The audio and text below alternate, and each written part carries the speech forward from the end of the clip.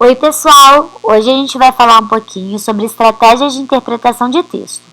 E para exemplificar essas estratégias, eu trouxe um pequeno poema de Carlos Drummond que é muito conhecido. Bom, meu nome é Aline, eu sou formada em Engenharia Ambiental e hoje estou cursando o último período do curso de Licenciatura em Letras, Português e Literatura, da Universidade Federal Fluminense, consórcio CEDERJ. Eu escolhi essa segunda formação porque eu sou completamente apaixonada por literatura, especialmente literatura brasileira. E eu sinto hoje que muitas pessoas não conhecem ou não gostam de literatura justamente porque têm dificuldade de interpretar os textos literários. E eu entendo que é uma interpretação que exige bastante esforço, exige dedicação, exige também uma boa parte de treino, mas é um tipo de leitura extremamente reconfortante e boa de se fazer. Então hoje eu quis trazer algumas estratégias que nos auxiliem a interpretar textos literários, ok? Bom, a primeira fase para análise de qualquer texto literário é a contextualização, que nada mais é do que entender que momento político, social, econômico aquele autor e aquela obra estavam quando foi escrito. Começando pelo autor, Carlos Drummond de Andrade, ele foi nascido em Itabira, Minas Gerais, e essa cidade ela aparece por diversas vezes em suas obras. Ele se formou em farmácia e trabalhou quase que toda a sua vida como funcionário público, mas ele é reconhecido mesmo como poeta, cronista e contista brasileiro. Ele é reconhecido por muitas pessoas, inclusive como o poeta brasileiro mais influente do século XX. E foi um dos cofundadores de A Revista, que nada mais era que um movimento de divulgação do modernismo brasileiro, das obras dos autores principais. E como a gente está falando de Carlos Drummond, a gente não pode deixar de falar do modernismo brasileiro, que se iniciou lá em 1922, durante a ocorrência da Semana de Arte Moderna. O modernismo brasileiro, ele surgiu num período onde havia uma instabilidade, uma insatisfação política muito grande. E a ideia era romper com todas as tradições herdadas da comunidade europeia, principalmente no que tange a literatura. Afinal de contas, a nossa literatura ela surgiu com base na literatura europeia. E até o modernismo, a gente sempre usava muito bem a estrutura da literatura europeia. A ideia do modernismo brasileiro era criar uma literatura nova, uma literatura que fosse estritamente brasileira e que tivesse a cara do nosso país.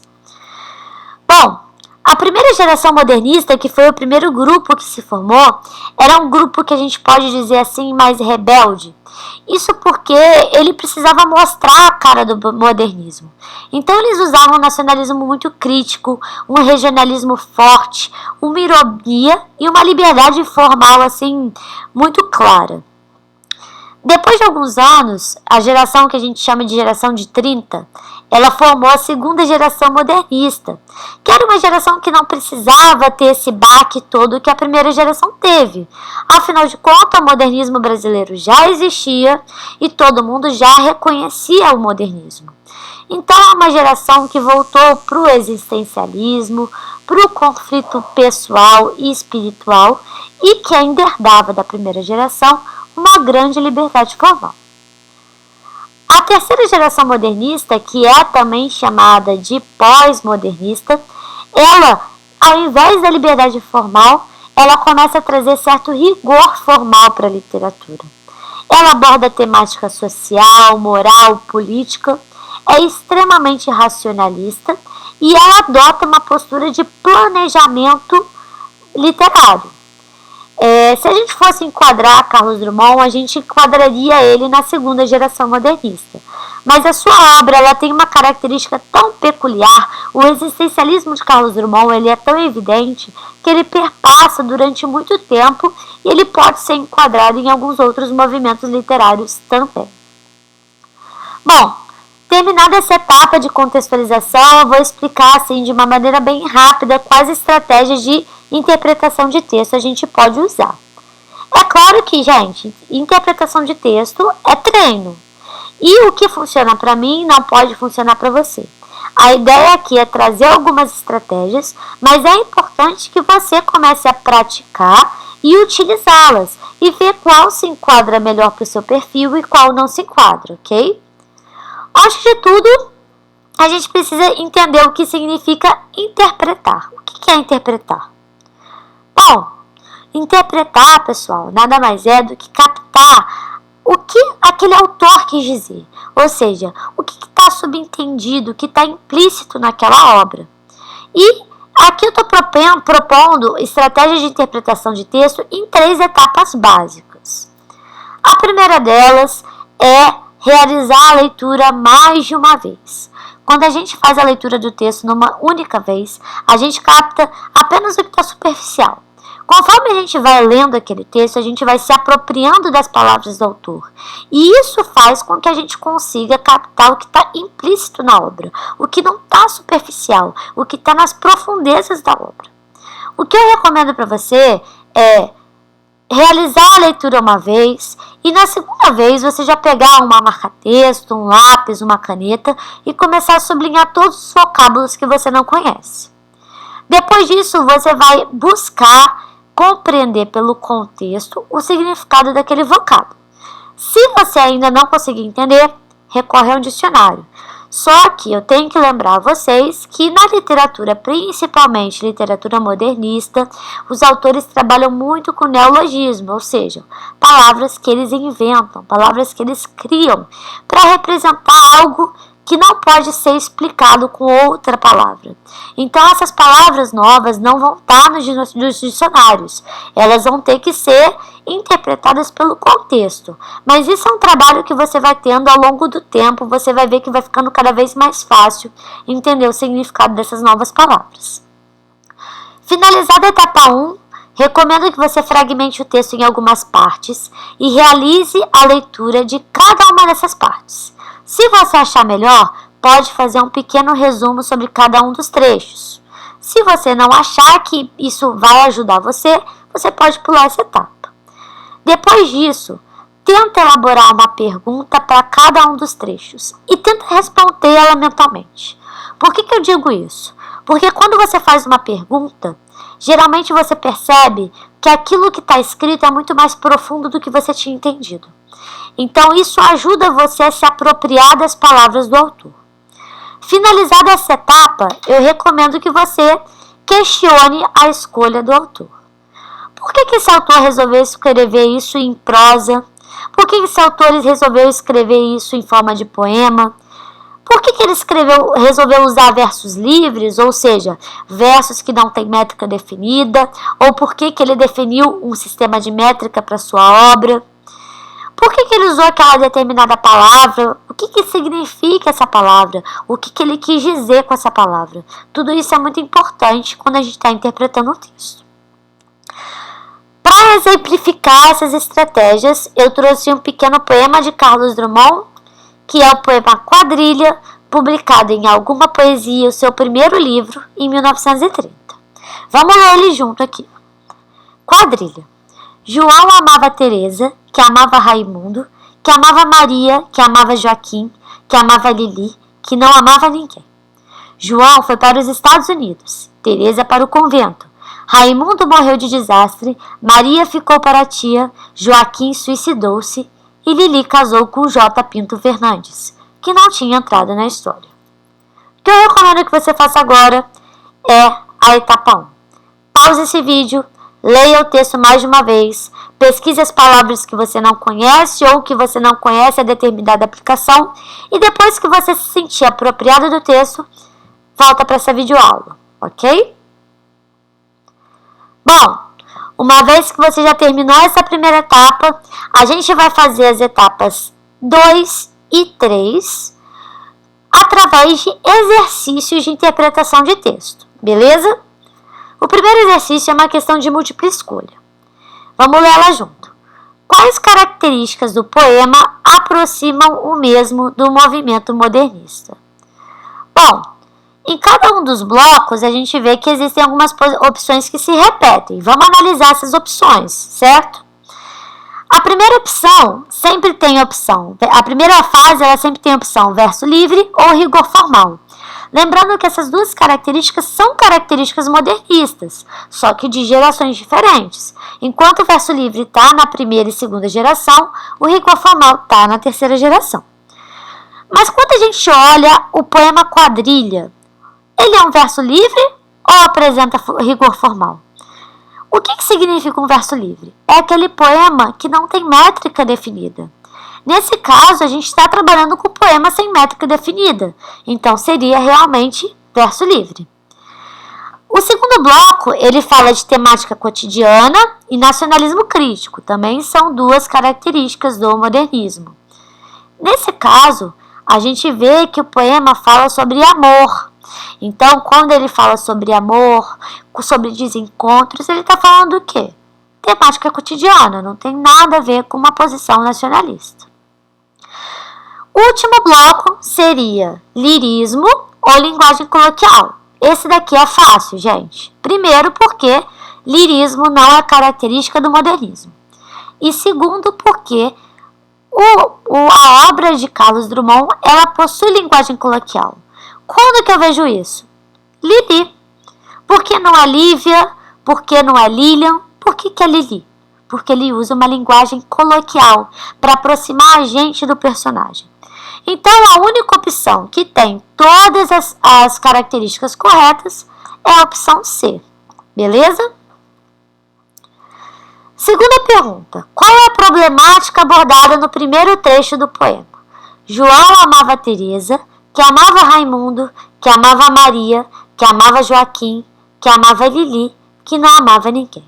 Isso daqui é um exemplo clássico de aplicação da etapa 2, tá, gente? Elaborar uma pergunta para cada trecho e respondê-la. Eu separei o poema em 2 trechos e estou questionando o funcionamento, a estrutura problemática de cada um desses trechos.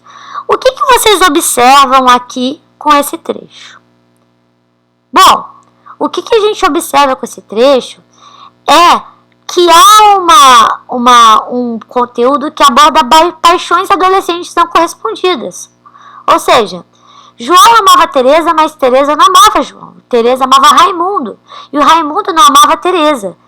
Isso só mostra pra gente confusão de sentimento e desencontro, que é uma coisa que acompanha as pessoas desde a adolescência até a vida adulta. E por fim, o primeiro trecho, ele aborda a problemática sobre a dificuldade em encontrar e concretizar um amor que seja de fato verdadeiro. Afinal de contas, ninguém ali tem um amor correspondido. Próxima questão. Qual é a problemática abordada no segundo trecho do poema? Qual trecho é esse? João foi para os Estados Unidos, Teresa para o convento, Raimundo morreu de desastre, Maria ficou para a tia, Joaquim suicidou-se e Lili casou com J. Pinto Fernandes, que não tinha entrado para a história. Também exemplo de aplicação da etapa 2 na nossa análise de interpretação de texto, beleza? Qual é o problema abordado nesse segundo trecho? O que vocês acham? Bom, nesse segundo trecho é muito curioso, porque a gente vê que foi uma sucessão de coisas que aconteceram que afastaram essas pessoas do seu amor. Há um abandono do ideal de amor e solidão. A solidão, na verdade, ela acontece de maneira geral. E o mais curioso é que a única pessoa que conseguiu se casar é Lili. E se vocês se recordam, Lili, no primeiro trecho, não amava ninguém. Então, isso é um pouco irônico por parte da obra de Carlos Drummond. Há ainda uma dificuldade na vivência das paixões, o que diminui a possibilidade de um relacionamento feliz. A gente vê que, como a gente tinha aquela série de desencontros no primeiro trecho, acabou que as pessoas desistiram de viver um relacionamento feliz. Elas desistiram do ideal de amor.